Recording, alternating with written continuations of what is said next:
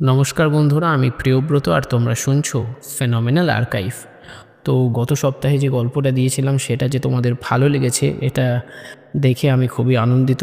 আর এই সপ্তাহ থেকে আজ থেকে আমি একটা নতুন জিনিস শুরু করতে যাচ্ছি, ছোট গল্প।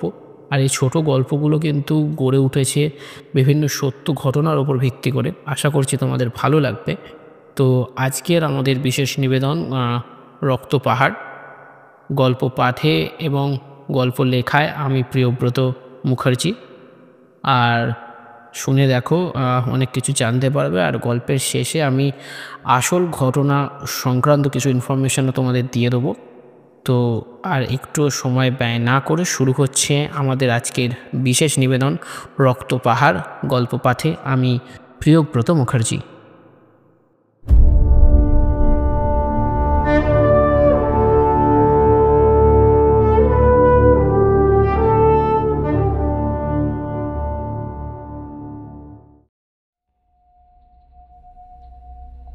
আলিপুরদুয়ার জেলার রহস্যময় ঘটনা মানেই সাধারণত ঘন অরণ্য, চা বাগান বা পুরনো বাংলোর গল্প।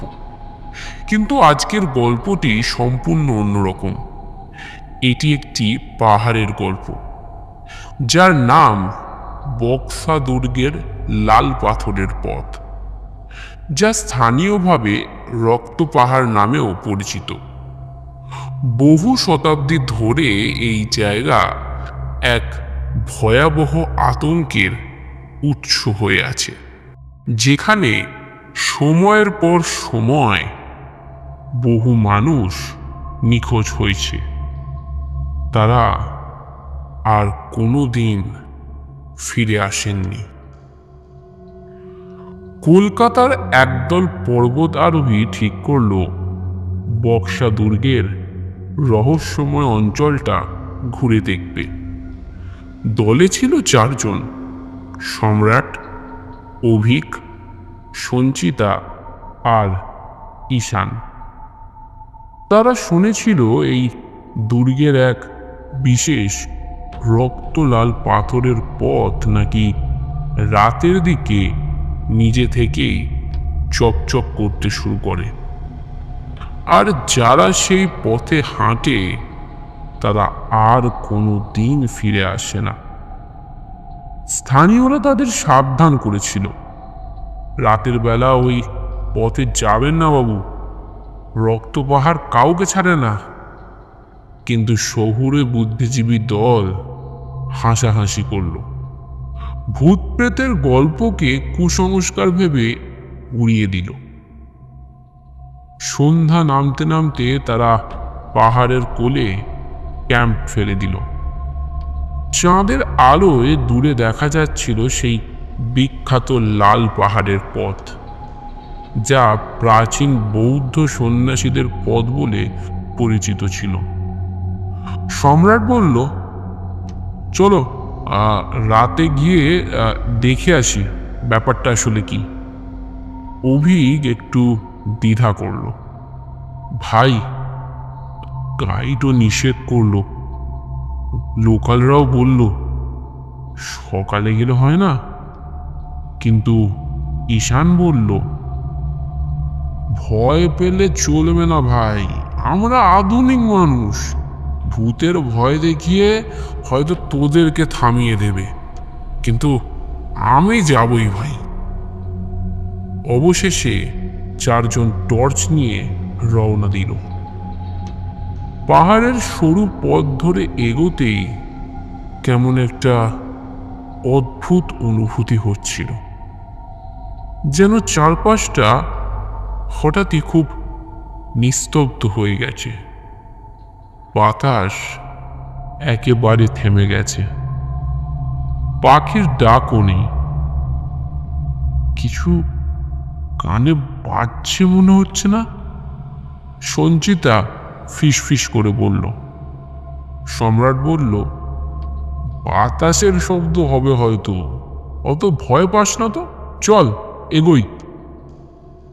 কিন্তু পরের মুহূর্তে অভিকের গলা শুকিয়ে গেল।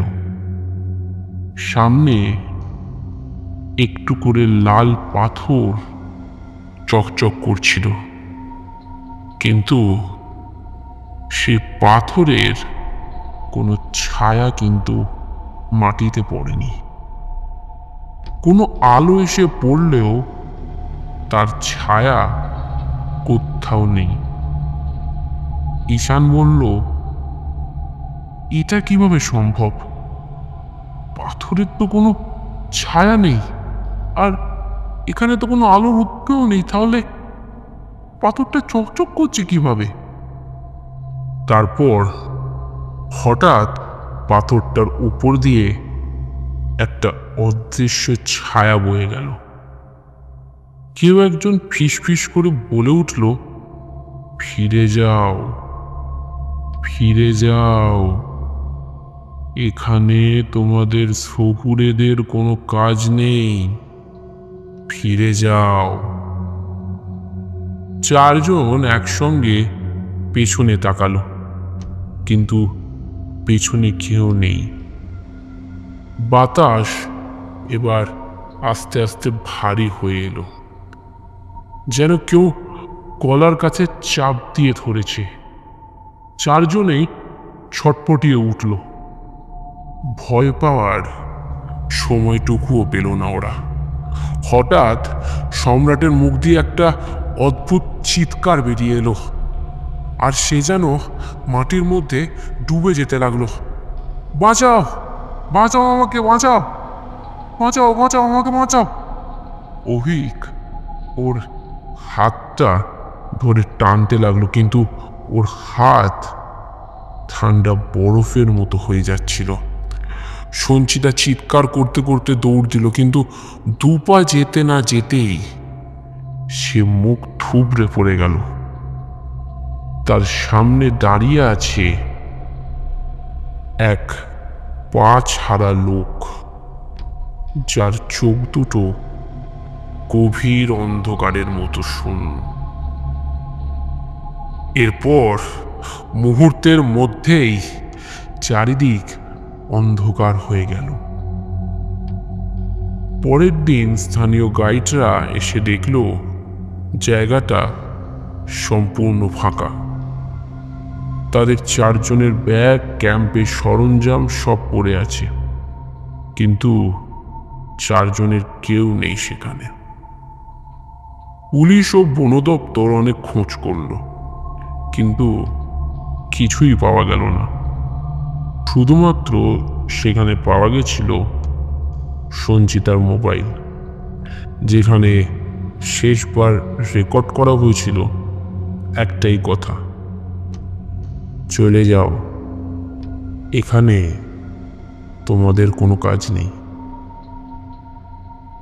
আজও রক্ত পাহাড়ে গেলে রাতের বেলা শুনতে পাওয়া যায় সেই অদ্ভুত চিৎকার, আর ঘুরে বেড়াতে দেখা যায় অদ্ভুত কিছু ছায়ামূর্তিদের। গল্প তো হলো, এবার সত্য ঘটনা সম্পর্কে খানিকটা তোমাদের জানাবো। আলিপুরদুয়ারের বক্সা দুর্গ সংলগ্ন পাহাড়ি এলাকায় 1996 সাল থেকে একাধিক পর্বতারোহী ও ট্রেকার নিখোঁজ হয়ে গেছে। 2001 সালে এমনই এক দল রাতের বেলা ট্রেকিং করতে গিয়ে রহস্যজনকভাবে হারিয়ে যায়।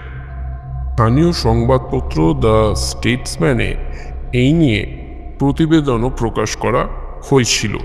স্থানীয়দের মতে এখানে অতীতে বহু বৌদ্ধ সন্ন্যাসী ধ্যান করতে গিয়ে মারা গিয়েছিলেন, এবং আজও তাদের আত্মারা এখানে ঘুরে বেড়ায়। তো এই ছিল আমাদের আজকের বিশেষ নিবেদন। গল্প, ঘটনা যা ইচ্ছে বলতে পারো।